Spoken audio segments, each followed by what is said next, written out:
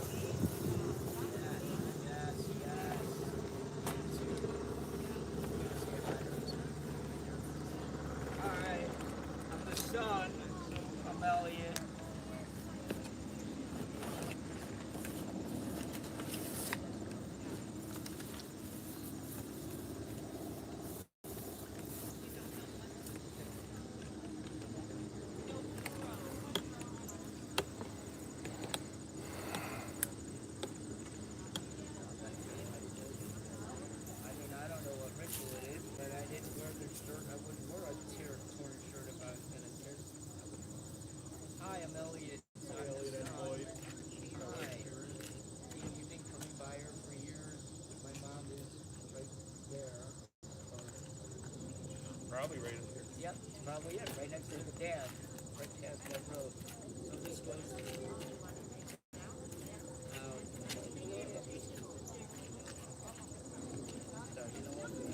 I don't want to put a hole in my shirt. I mean, you know what? I just don't. I mean, if I put on my t-shirt, but I'm okay with rituals.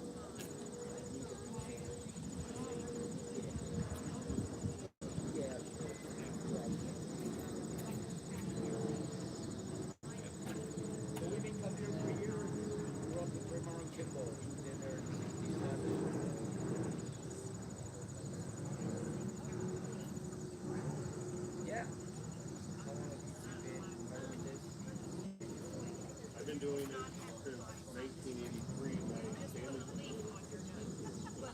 Here. Well, we've been in the funeral business. So basically, you're the funeral director here. I'm the funeral director. Well, our office is in Northbrook, but we service all the different cemeteries. Right. So I've been to Cologne quite a few times because I work in Arlington Heights. It used to be Sullivan USC. So it's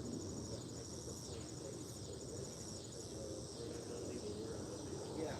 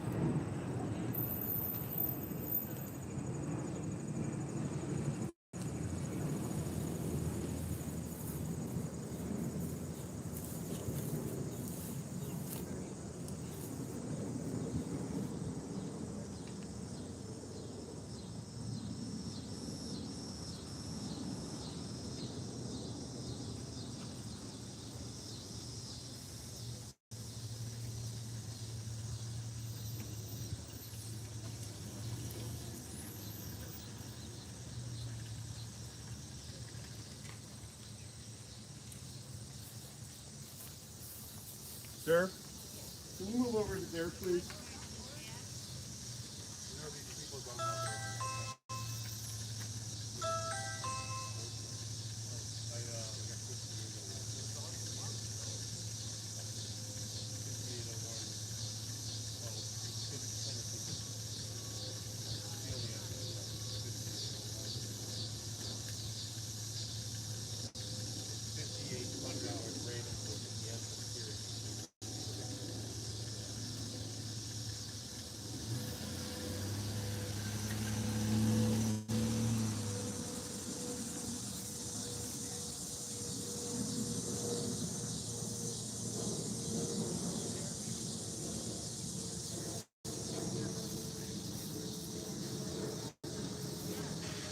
Hello?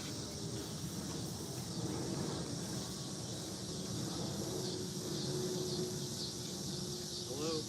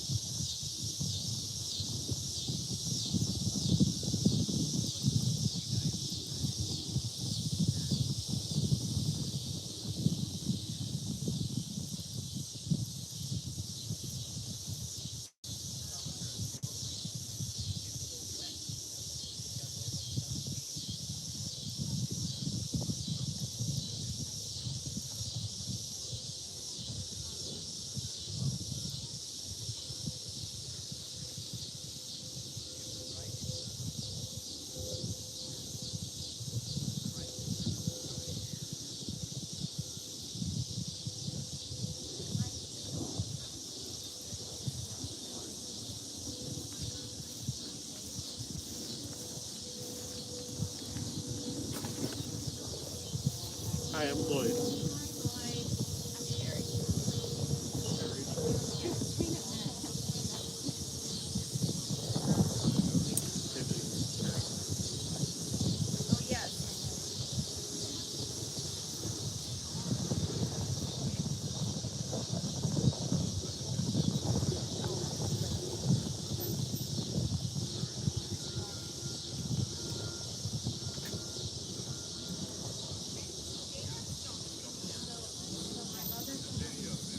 I believe the marker's covered up at the moment. I was looking to see if they moved it somewhere, but I don't see it.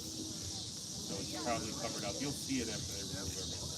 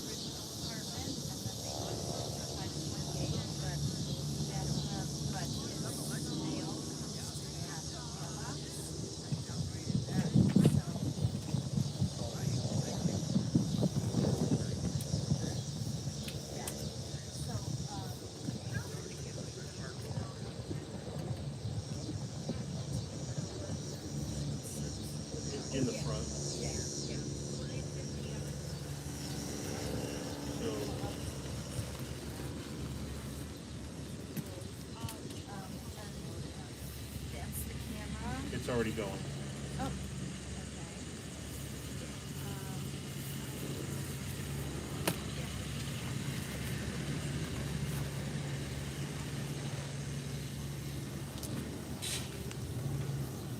What else do you want me to know?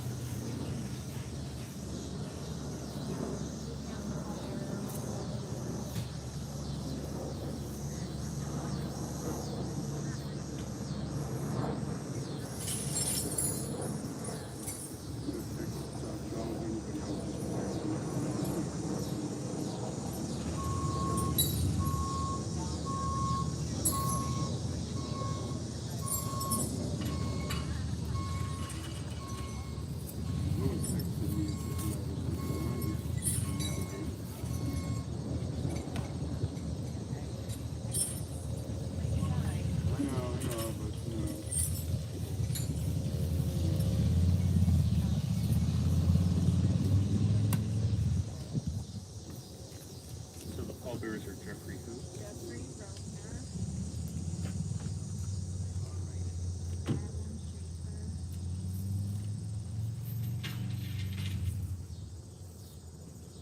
Stephen Chapman. When was this picture taken, Sharon? I'm not sure. Okay, Several years ago. okay. My club kept ultimately that I chose and then my club brought it together. So I believe Jeffrey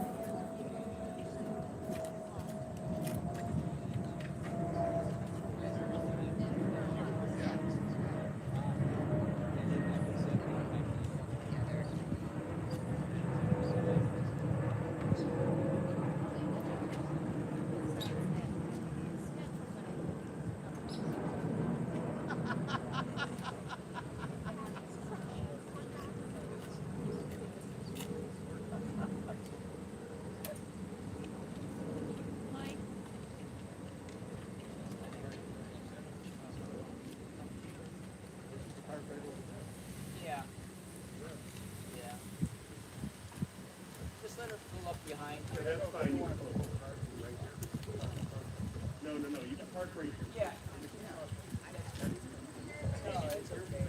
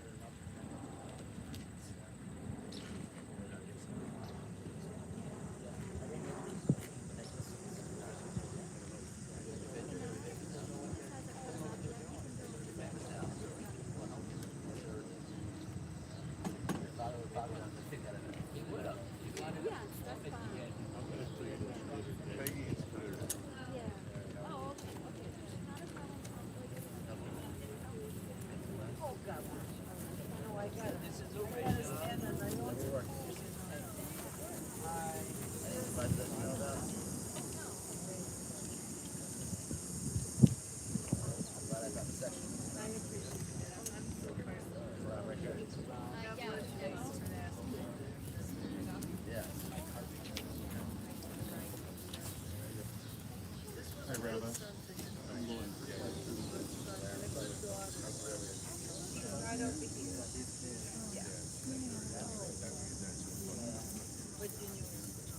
But you never flew out. I knew my mom was going to pass that. You never flew out. I stayed overnight. Oh my. Yeah.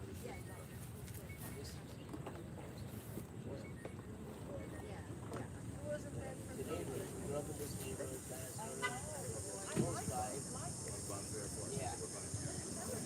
Folks, I'm sorry, but I need you not to be parked there. They got scratched or anything.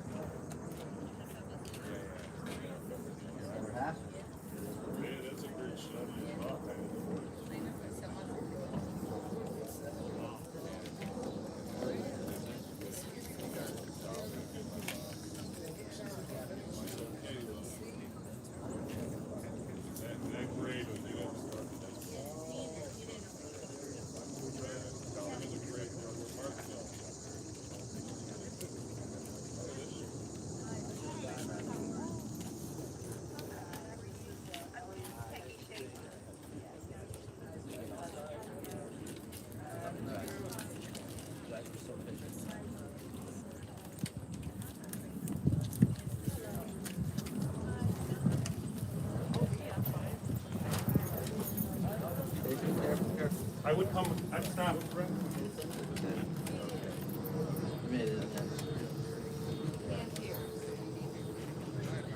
Okay, well, I have a speaker. I don't think that's big fun all you now. Rachel? I am. Pleasure to meet you. Do you want to put her Enjoyed here your mother near so the much. speaker? And, she's enjoyed having her for fun.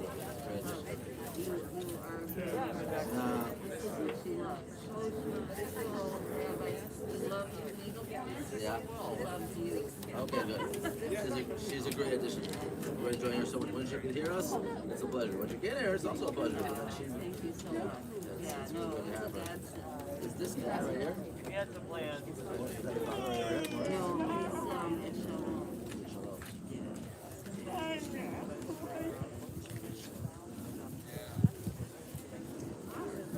it's You're back?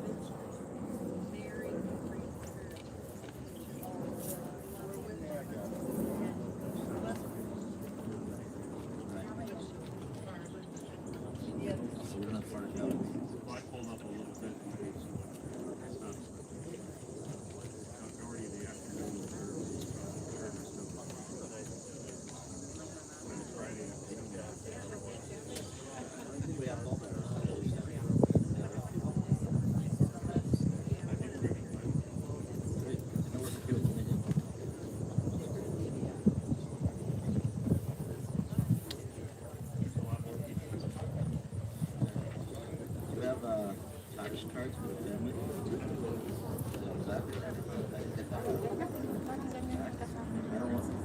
Ganyan din pa natin. Asawa niya? Ha?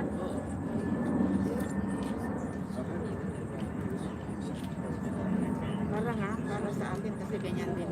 Malamit ganyan.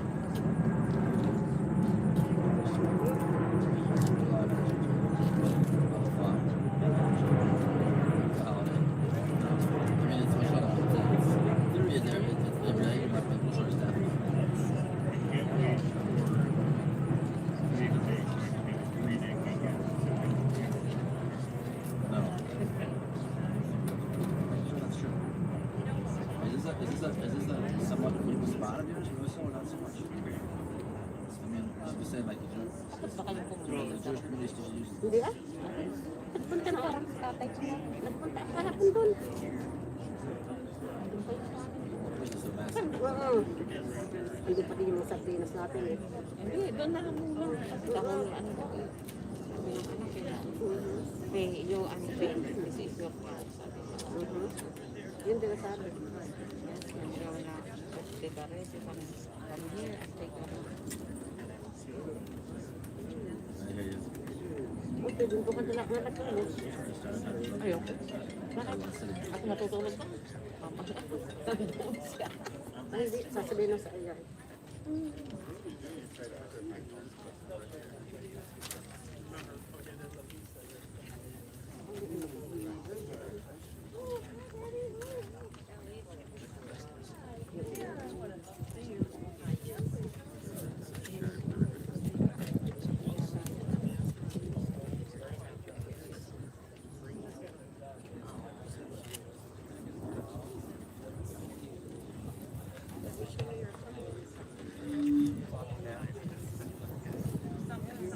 Ladies and gentlemen, the service will begin in just a couple minutes. If you haven't already done so, please sign the register book. And there's also water at the foot of the register stand if you would like, help yourself.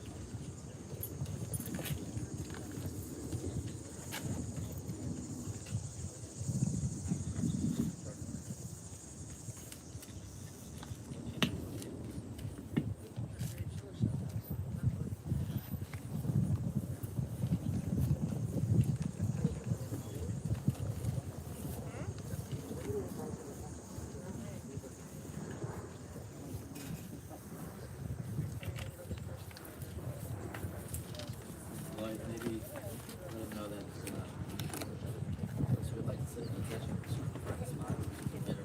I don't know where they're going.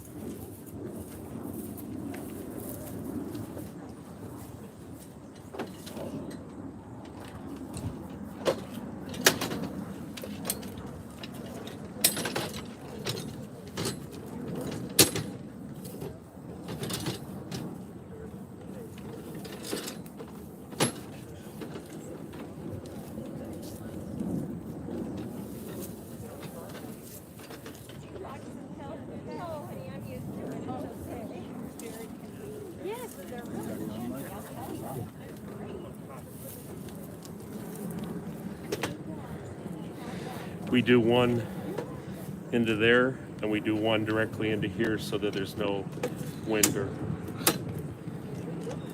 We ask everybody who would like a seat under the tent to come forward. Please take some seats so we can start on time.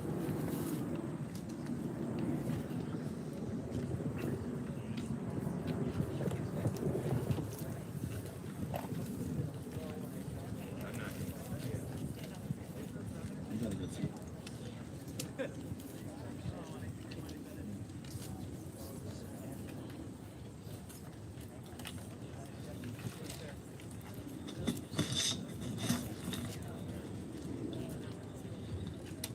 Would the following gentlemen please come up to the hearse? Jeffrey Rovner, Harlan Schaefer, Stephen Jaffe, Jack Weiss, Joki Jovanovic, and John Boychuk. Please come up to the back of the hearse, gentlemen.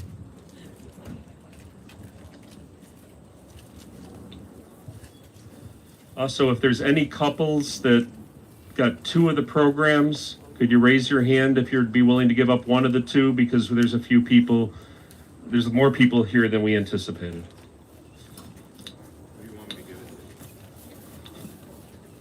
Thank you. You were with another couple? My husband's heart.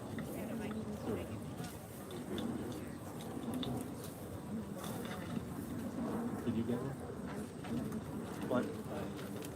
You should share one. It's part of use in the service.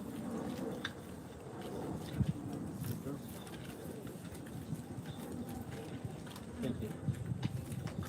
Anybody not get a program? Thank you all for coming. Anybody not get a program?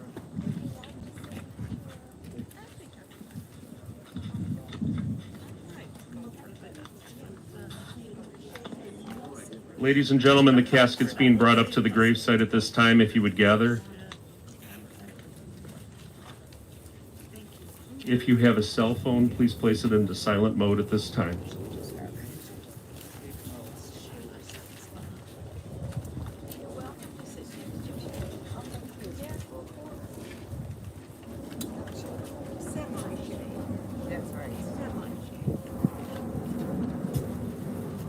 There are chairs here. Please Don't hesitate to take one of the chairs if you wish.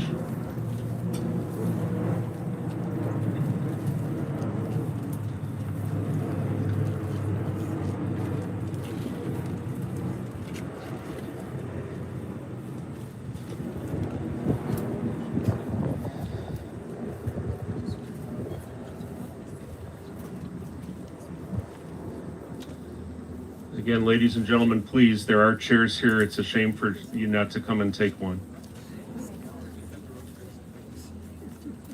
And if any of you need water, again, there's water near the register stand.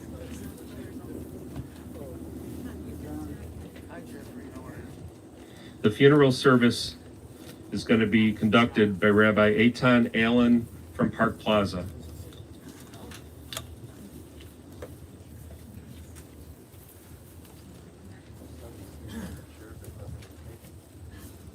If anyone would like a seat, there are still a few more under the tent. Please don't be shy, otherwise you have to stay in the sun.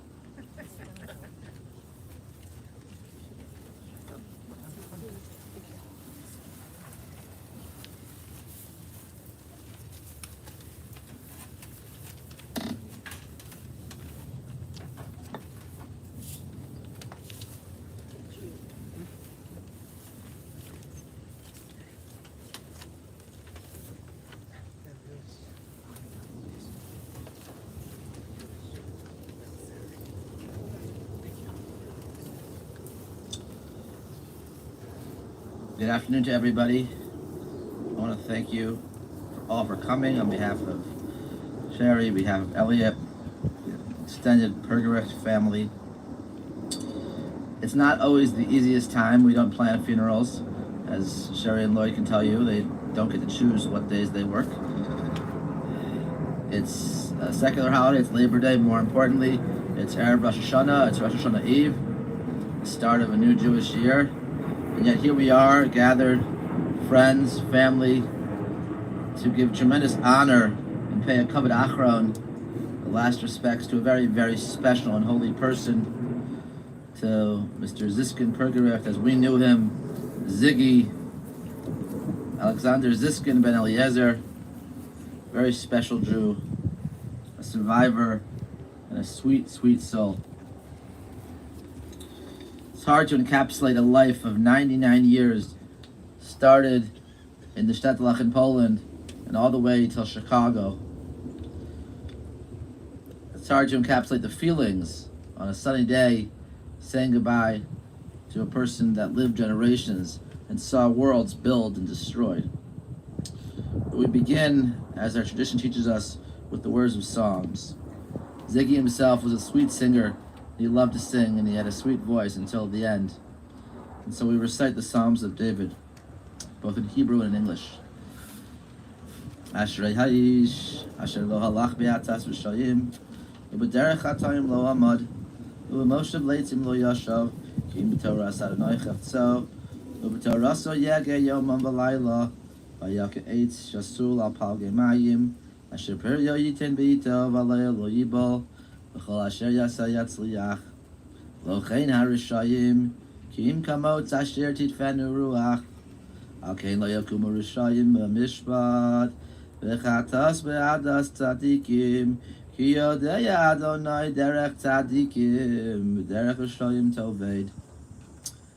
Happy is the one who has not followed the counsel of the wicked, nor stood in the paths of the scorners, nor sat in the company of the scornful.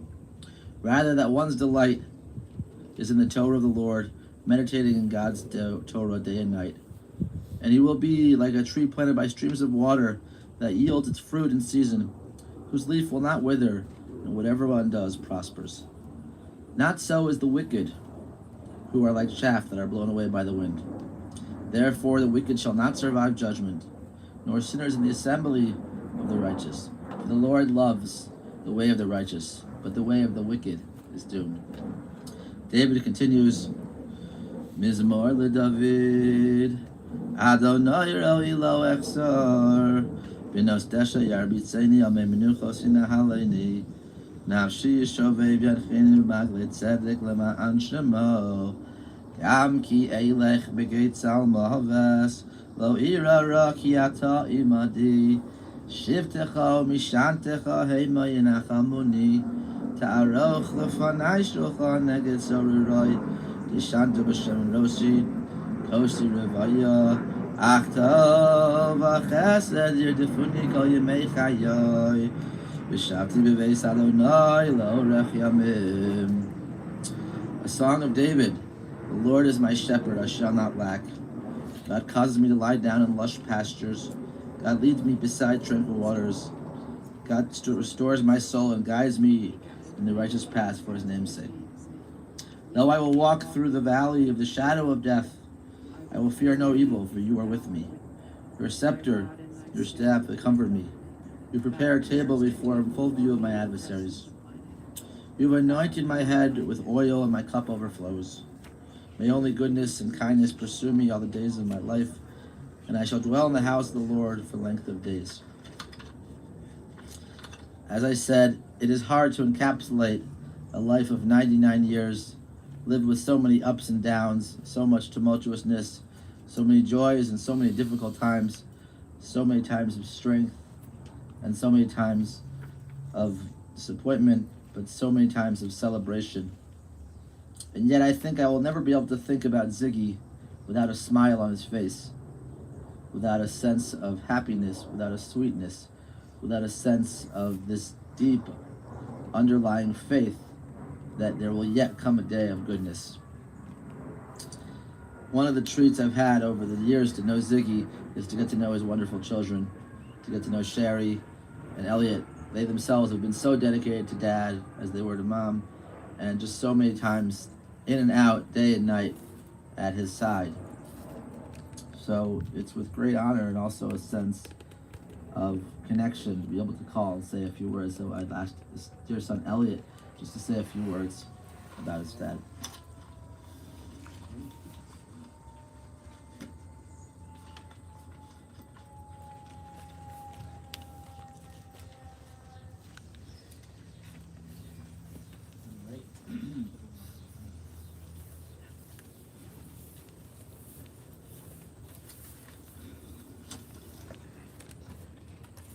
Thank you for coming.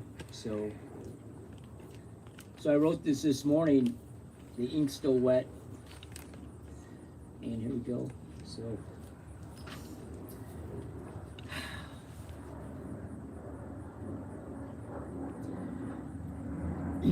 my father was a great man. He grew up poor, where he was one of 9 children. They did not have refrigeration or indoor plumbing. Food was bought daily, and he went to sleep hungry quite often. This was a blessing in disguise, preparing him for being in the Holocaust from 16 to 21, where he was not a stranger to being hungry all the time. My Uncle Bernie and Uncle Morris, my father, were the 3 that survived. He told me he would steal food whenever he had the chance. In one of the camps, he saw where they stored potatoes in a basement. He ran in and unlocked the window and came out with potatoes in his pocket. The guards saw this and made him empty his pockets. He climbed through that window for months to feed him and my Uncle Morris. He was in the camps for 5 years, witnessing death and hunger and things we possibly could not imagine. He told me he didn't take a shower for 5 years, just cleaning himself with a wet rag. While he was in the camp, they built things and he learned carpentry and other building skills. My dad's father got him jobs at an early age to keep him off the streets most of the time without pay so he could learn some skills. So the American soldiers were closing in at the time when he was in concentration camp on the 5th year, and he ended up escaping with a few other guys. They were on a farm after walking, and they climbed to the bottom of the haystacks, and the Germans were worried about the Americans coming in, so they looked for them with pitchforks, and then they left. So they ran into the woods and survived by stealing chickens and whatever else they could until they were liberated. At one point, they came out of the woods because they heard American soldiers and was told to follow the tank tracks that would take them to safety. In the next few years, he learned to speak English by going to classes and took some mechanic classes. This is something you need to do when you're getting a license in Germany. He moved to Hartford, Connecticut, where he worked at Royal Typewriter for 9 years. He met my mother, Dorothy, maybe around 1955. They got married in 1956. He got her a job there too. Him and his friends used to go to Jewish dances to meet women, and that's where he met my mother, Dorothy, who was the most loving and caring, supportive mother a son could have. Sherry, my sister, was born in 1958. By 1960, my father and his brothers were living in different places and had an idea to open a business, a bar where they could all be together and work for themselves. They worked together for 20 years in the business that was on Armitage, just west of California, across the street from the Tasty Freeze, which is still there. They were tough guys. They carried brass knuckles, which they used on many occasions. They also had guns to protect themselves. My father was in a couple shootouts, and he actually took a man's life protecting him and his customers, and they stood in business for 20 years after that. And I probably would have got a different job. They were tough guys. Since there were 3 brothers and they were open 7 days a week, they got 1 day off every 3 weeks on a Sunday. That's when we fixed things around the house. So we moved to 5627 Bernard in 67 and stayed for around 50 years.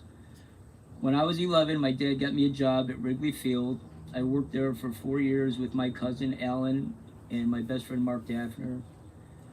I made Cokes for the vendors, and Mark and Alan would sell Cokes in the bleachers, and they'd say, "Who's thirsty?"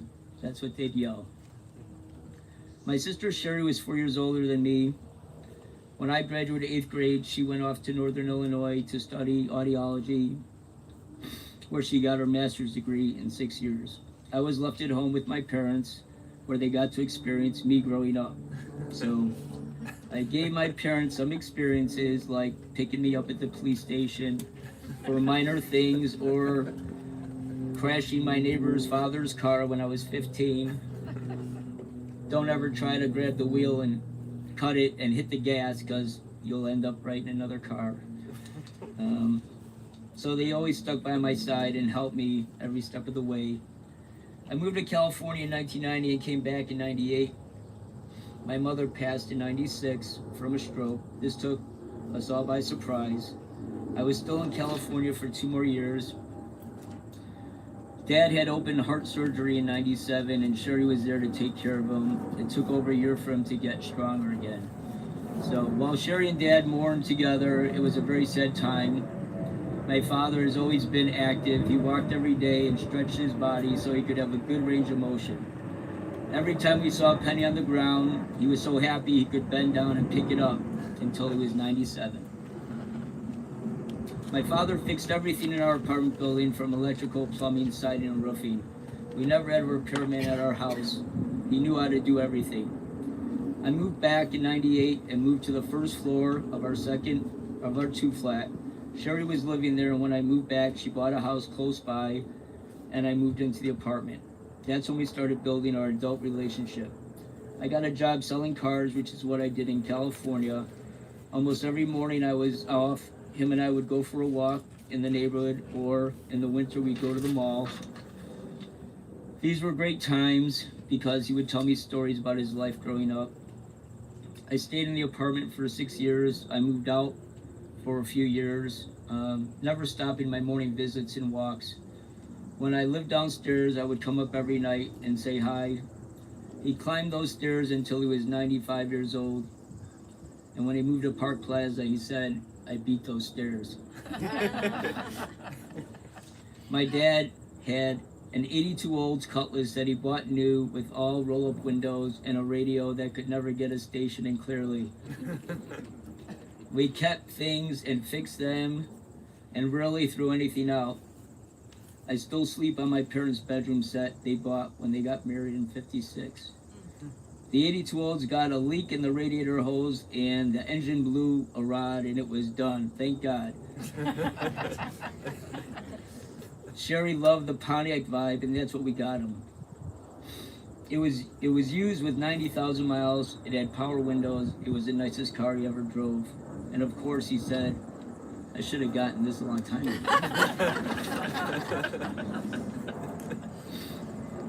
Dad said he would stay in his apartment till the end, and one day he told Sherry and I that he wanted to sell the building.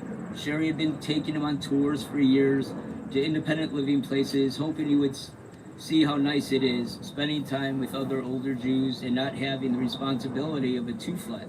He was the maintenance guy, like till he was 95. You know, by then we're getting a little help. We sold the building that needed everything, and he moved into Park Plaza. He drove until he was 95, and there was no dents or accidents. He only drove in the neighborhood at the end, and he was a good driver. When he moved in, he said he was done driving and handed us the keys to the car. So that was nice. Park Plaza is across the street from the mall we always walked in. We continued walking until he was 97. One day he ended up on the floor and he had cracked his hip. He fell or something. We called and Dad ended up having a surgery, and they put 2 screws in his hip.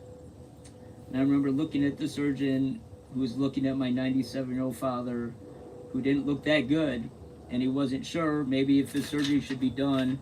But I showed him a video of Dad dancing in the mall, going forward and backwards. I think this gave him a better feeling about doing the surgery. Dad went to rehab and struggled. Sherry and I were there every day, and we got him up and walking with a walker. 1 week later, we got him back to his apartment at Park Plaza. This is where we're so lucky. Sherry found the most amazing caretakers, Belle, Faye, and Flory. They had experience in helping him move and rehab his hip. They've become like family to us. This happened in January 2019. He had 24-hour care since. Belle is there 4 days a week. Faye is there 2 days a week, and Flory, Belle's sister, is there once a week. They put lotion on him and scrubbed his back in the shower, and they loved him like a father until the end. They allowed Sherry and I to live our lives knowing he was in great company. They put their hands on him and let him feel love through human touch. It warmed our hearts. My dad continued to exercise and love us until the end. Sherry, Dad, and I are like 3 legs of a 3-legged table. God bless his son.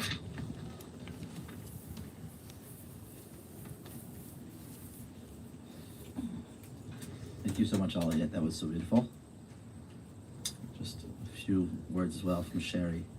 There's always something very special about the relationship between not only a father and a son, but a father and a daughter, and that's very different and unique. So as much as we heard such lovely and moving thoughts and words from Elliot, thank you. I'd like to hear some of them from Sherry.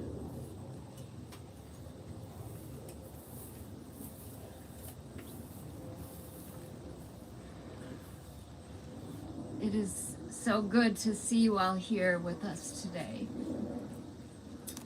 I did my best to prepare for this day, but it seems that there's no way to really prepare for the pain and the shock of saying goodbye to a beloved parent.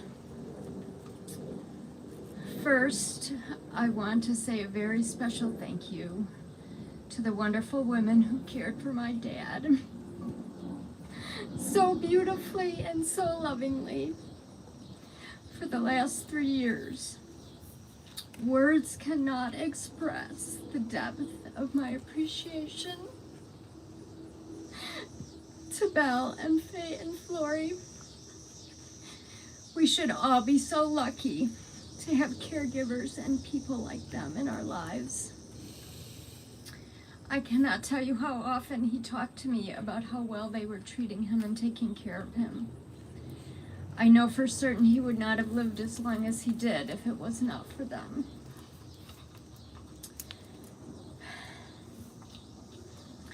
There are endless stories to share about Ziggy, but what I'd like to do instead for today is to read you some of the priceless quotes, things that he said to me during the last couple of years. Reading them last night brought a smile to my face and tears to my eyes. He had such a special way with words, and I realized he had written his own eulogy.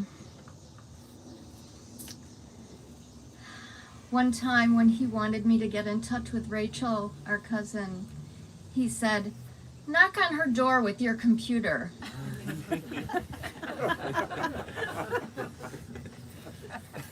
At the doctor's office, after getting some blood test results, he said, "How is my sugar? Because I still need some ice cream occasionally." At home, when we finally got him a new bed, he said, "I slept on my new mattress last night. I can't stay away from it." This is after years of sleeping on a horrible mattress and saying, "It's fine, it's fine, it's fine." February 2019. If you find me dead in the morning, don't wake me up.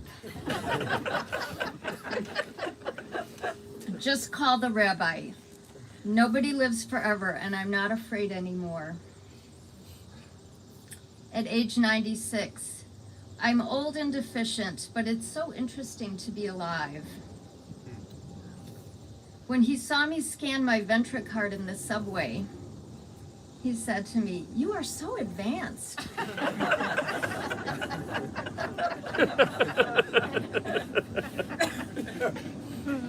While eating peanut butter cups, he said, "I'm going to go away from this world with a sweet smile on my face."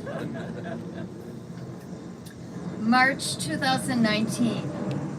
Heaven is telling me to stick around for a little while. We don't need you yet. My whole family became angels and they are watching over me and my family. October 2019. This is such an entertaining life. And then later, I want to be with Mom in paradise. February 2020. I was showing him Despicable Me 2 on Netflix.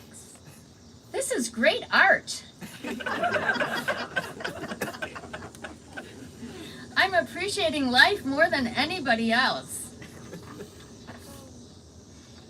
April 2020. I am on a little straw, schlepping myself along. He walked in the hallway and called it artificial walking. May 2020. Take it as it comes and sing a song, and mind your own business. That was his motto. July 2020. I'm coming and going to heaven. It's so beautiful. You have no idea. I've become a master of my own body. I was with my family, and I have angels to assist me. I worship with them and I sing with them. I'm not alone. August 2020. I'm still alive and I'm still singing. January 2021. When I go to sleep, I am in heaven. I am praying to God. When you sleep, you can read the whole Torah. Mostly, I am with God in heaven. I fall asleep and I go into worshiping. February 2021. While looking at a picture of my mother, he said, "Oh, how I'm in love with her still." March 2021. He asked me, "Have you gotten in touch with the heaven specialists?"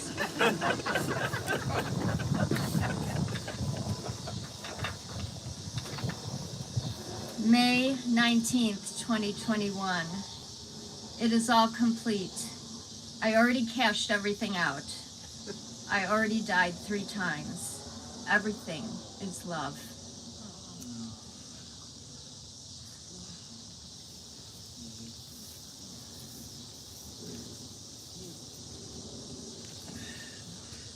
And for those of us who were privileged to know Ziggy, we can just see him saying all those things and how beautiful they were. Thank you for sharing, Sherry.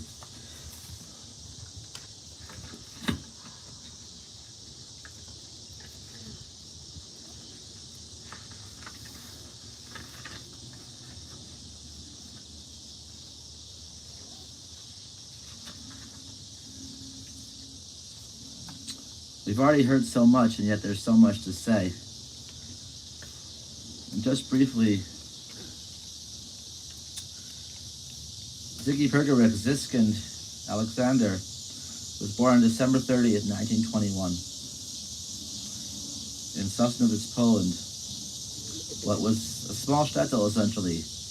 As you've heard, no running water, no creature comforts. A Jewish small town where everyone spoke Yiddish and Jewish values were ubiquitous, and prayer and learning were at the forefront.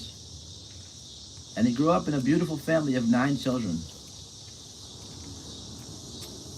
And only he and his 2 brothers survived the horrors of the Shoah, of the Holocaust.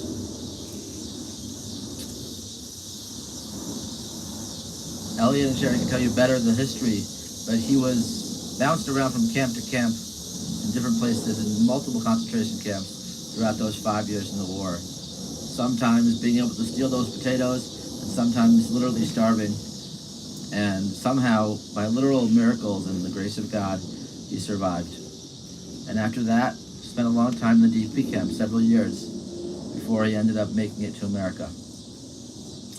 Just to be able to sit here for a second and to just take in, for those of us who know anything about history, as we are on this son of auspicious day, the day before Rosh Hashanah, the Jewish New Year, we think about the passage of time.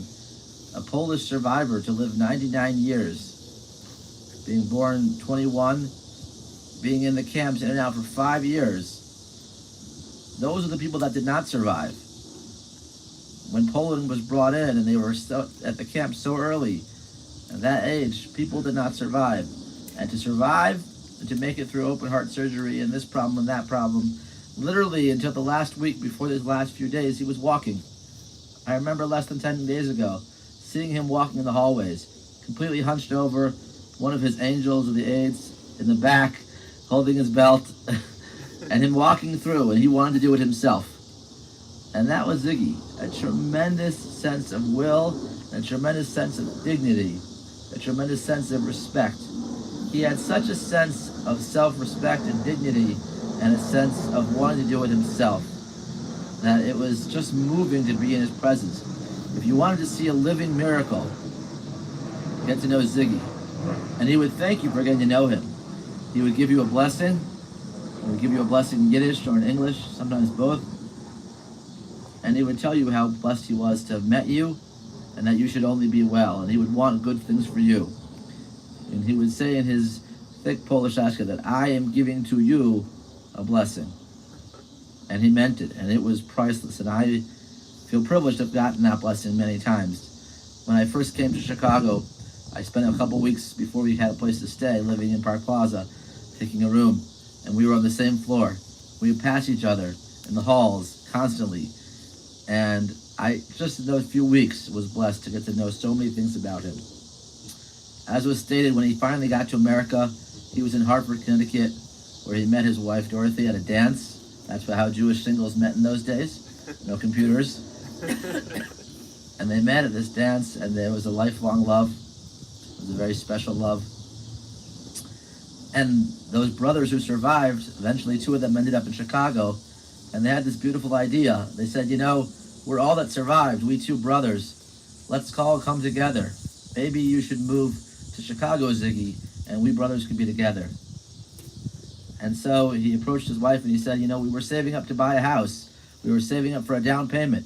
But maybe, you know, we could take the money we saved up for a down payment in Connecticut, Hartford, and put that money towards a business in Chicago and move out to be with my 2 brothers. So here are survivors. This is all they have left, their family. You know, the kids are already born. So they move everyone out to Chicago and change their destiny. And these 3 brothers had each other. It's worthwhile to acknowledge our dear Rosette, his sister-in-law, Morris's wife, who's now joined us at Park Plaza. A very special edition. We enjoy having her. We want to wish her a Shana Tova, a happy and a healthy year, sweetness and goodness and blessings from your whole family and from us. It's a blessing to have you. And Ziggy, although he worked a lot, and the kids will tell you, it was difficult to see him during the regular week because he was so busy working. He had this deeper, sweet nature that was just beyond the surface. They showed me a picture of him dancing up at one of the rare times they got away to a hotel in Wisconsin. And there's Ziggy dancing at the karaoke or whatever they called it back then, you know, having a blast. And when he finally got to that part of life where he slowed down, he was always singing. He always had a sweet song on his lips. Whether it was davening that he remembered, prayers that he remembered, it was portions of Mishnah, portions that he remembered learning as a kid, he often would be singing. There's one thing he would often sing to me. I must have heard it him 50 different times. He would sing the words of a Mishnah that we learn every morning as part of our morning prayers. The Mishnah says, Elu devarim she'ein lahem shiur. These are the things that have no limit in life. And he would say in his Polish, Eli devarim she'ein lahem shiur. These are the things that have no fixed measure. What are they? The payah, the corner of the field. There's no limit to how much of the corner you can give away to charity. The first fruits. There's no limit to how many first fruits, when a person has those blossoming first fruits that they give to God, those first fruits they bring up, their first harvest. Harayo, the appearance of how the beauty is. The gemilos chasadim, and acts of kindness. There's no limit to acts of kindness. And he would sing these things to me over and over, and he would sing it to himself over and over. This mantra, this sweet singer. So if you want to know what it was to know a miracle, to know somebody who was saved from the fires, to know somebody who was a walking miracle, was to know Ziggy. To know this special, sweet man who had a sweet song on his lips. And when he could, he loved to be involved with Jewish things, with Holocaust memorials, with the community. And he was so privileged to have his beautiful children with him so much that were so devoted to him. You know, I was thinking that we really are on the eve of Rosh Hashanah, the Jewish New Year. And tonight and tomorrow we're going to go to the synagogue and hear the shofar, the sound of the shofar blow. And one of the things the shofar, the clarion call of the shofar is for us, it's a prayer. The shofar takes our tefillos, our prayers, up to heaven and guides them. And I was feeling that Ziggy himself is going to be our shofar. Ziggy himself is going to be our sweet singer. He's going to be that person with that blast that's, as he's saying goodbye to us on this earthly plane, this eternal soul that lives forever is going to be taking our best wishes and our prayers up. We say often that our loved ones should be a good to better. They should be a person who's interceding on our behalf, who asked from on high good things. Certainly Ziggy, if you knew him, he was the kind of person that will be asking on high for the goodness of Elliot, for Sherry, for the goodness of Shoshana, of Rosette, for the whole family, for the Jewish people. He'll be asking, he'll be carrying those prayers that we're going to say in so many short hours, up and up and up, for those sweetness. For those who knew him, he was a sweet, gentle soul. He was a living miracle, and his family was a blessing for us that they're part of our family. And we will miss him. I know I will miss him dearly, as he seemed almost eternal in the walls of Breck Plaza. May Alexander Zyskind, may Alexander ben Eliezer, may his memory be a blessing, may be bound up in the bond of eternal life, and may his family find a deep comfort and a wonderful life and a wonderful man. May we know only happy things in the future. Continue now with the Kel Maleh prayer for those who wish to stand. El Maleh Rachamim Shochen Bamiramim Hamseh Minucha Nechona Al Kanfei Ashchina B'mahalas Kedoshim Metorim Kazar Harakia Masirim Es Nishmas Alexander ben Eliezer Shalach Le'olama Be'avo Shanachnu Mispalim Baras Karas Nishmaso B'gan Eden De'im Menuchaso L'chein Ba'al HaRachamim Yasireyu B'seisuk Nafal Le'olamim B'tzor Achayim Es Nishmaso Adonai Nachalaso Yanuach Mishalom Mishkavo V'nomar Amen. God is full of compassion, who dwells on high, grant proper repose on the sheltering wings of your presence in the lofty levels of the holy and pure, who shine as the brightness of the firmament unto the soul of Zyskind, son of Lazer, who has gone to his world and whose memory we pray.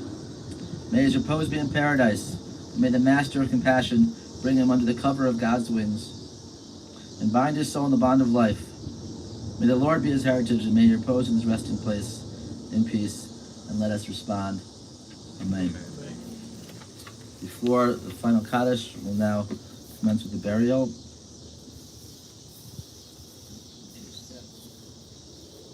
What, you want to help me? So traditional to sprinkle some dirt from the Holy Land.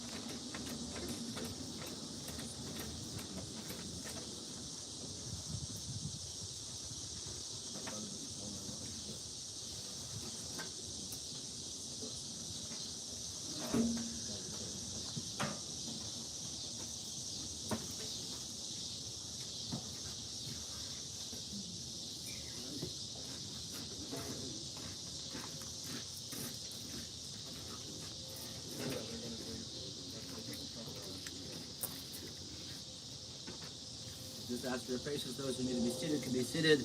We're going to bring some of the dirt ready to do mitzvah of burial. It's one of the special commandments and an honor and privilege to do with our own hands. Ziggy never did anything with somebody else's hands. He always did his own work. So it's our honor to be able to help a little bit with the burial.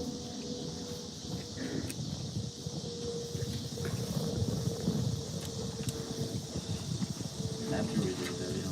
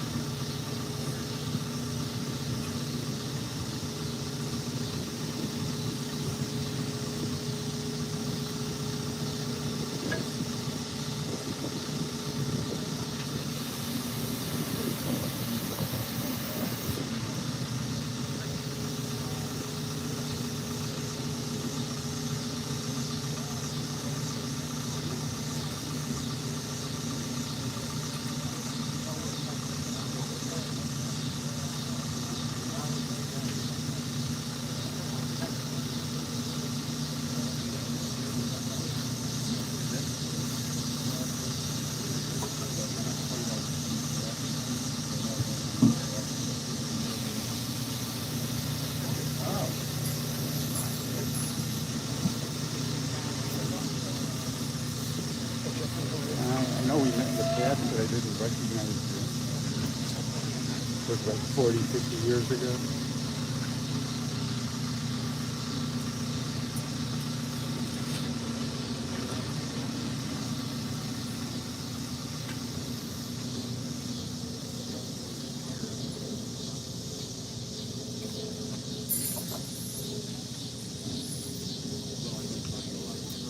Like you hadn't seen something much over it or maybe you were there. I saw him, it must have been right before COVID, I think. Oh, really? Okay.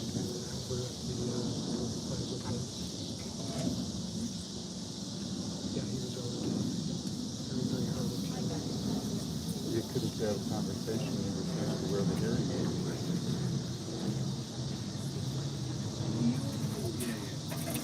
That's true, now that you mentioned it, I guess I hadn't seen him since before COVID either. Because after that, they weren't letting anybody in the I building. was just thinking, I have a mask out of that, I just not able to look at it. Yeah. Your last name is Rob here? Yeah. You got it, Rob here?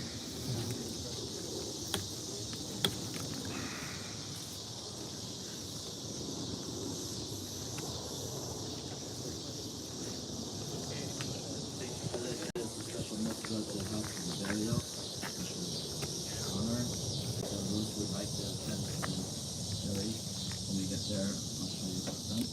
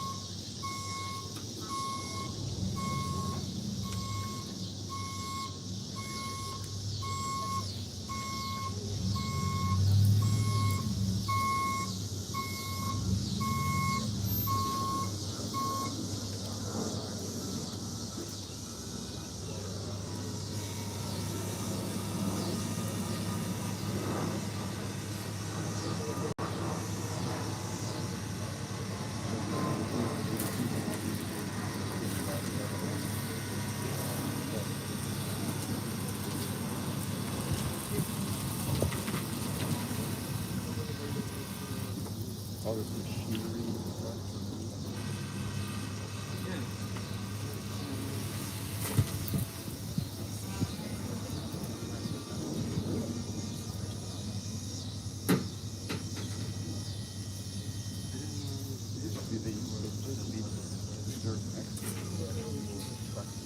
Something we do out of respect, but also not something we do out of pride. To be able to shovel upside down. Once someone else does it, that's enough. But when we're finished shoveling, we don't hand the shovel off to each other. Again, because it's not something that is easy to do, although we do it out of a sense of love and honor. So I'd ask Elliot and Sherry and any of the other family to come up.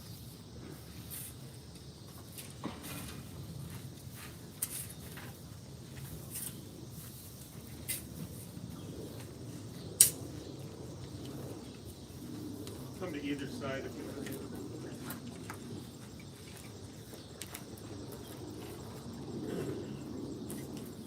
do the first one on the back of the shovel and the next.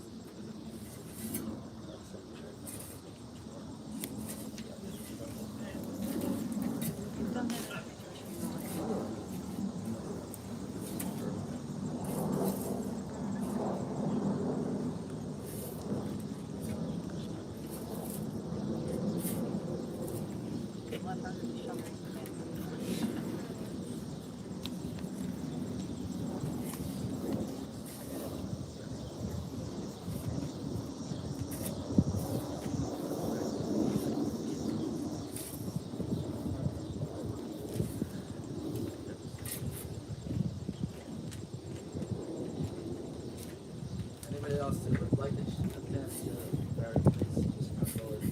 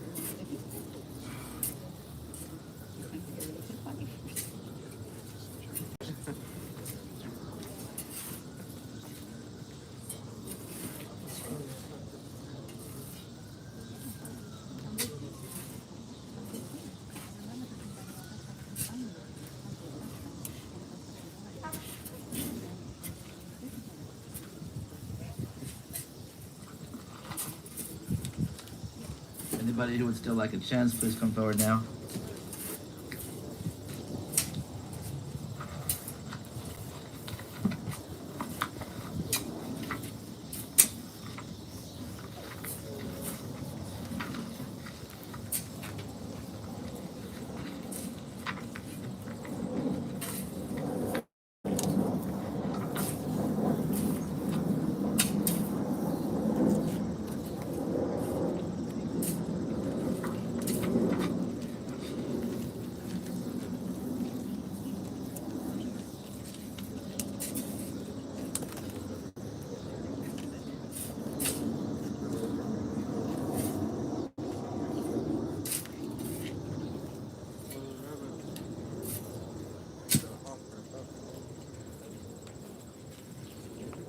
Oh, well, okay.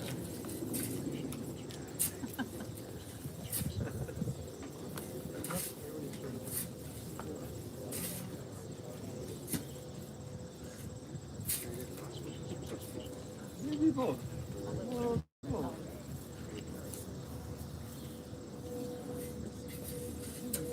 They're also butterflies.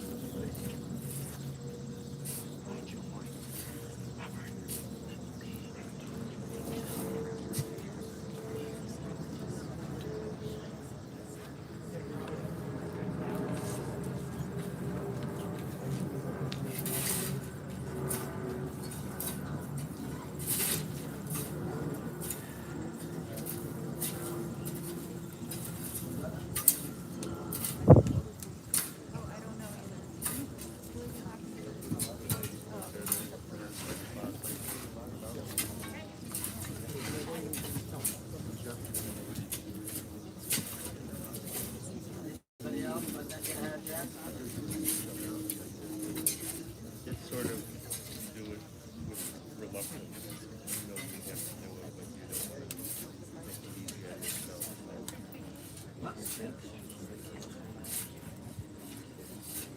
Usually when there's not a rush to or something, probably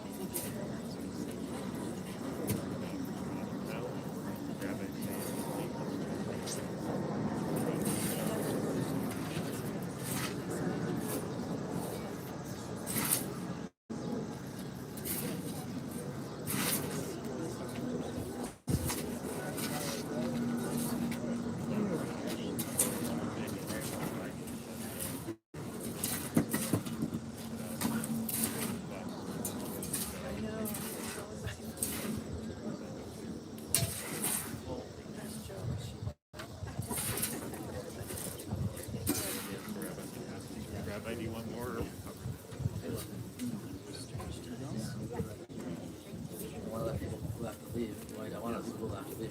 Of course.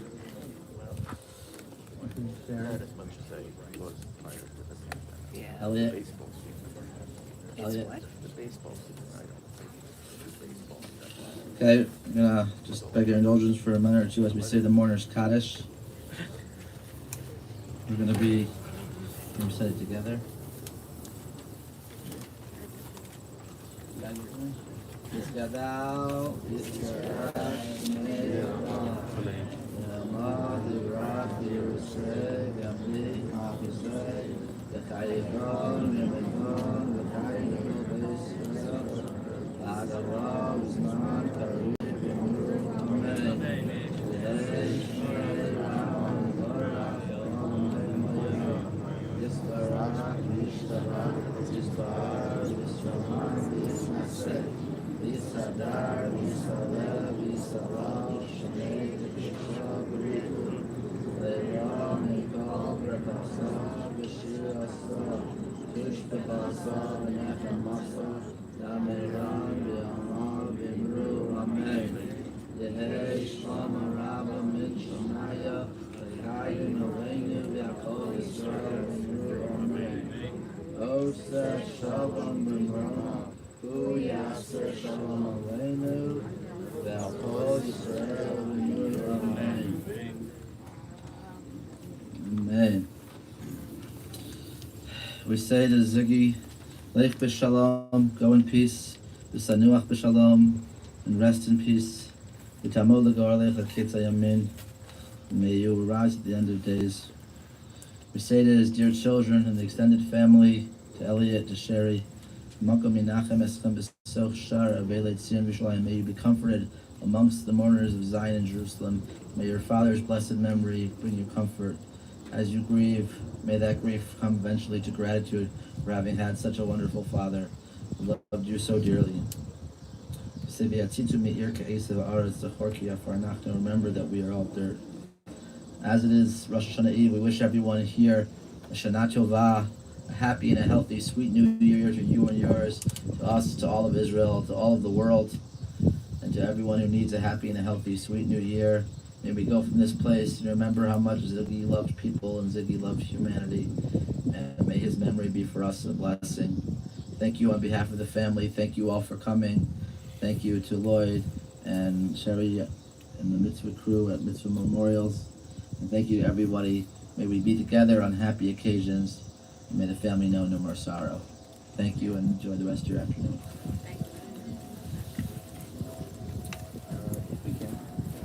Ladies and gentlemen, if I could just ask everybody to please form two lines across from each other.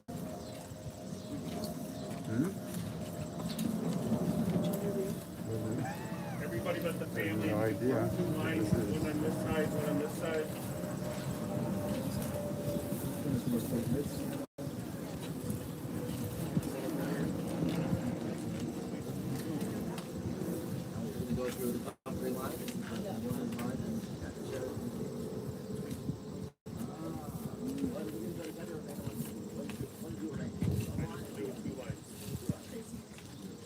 Facing inward, the family's going to benefit. But if you want to have to live in the middle, please come over here.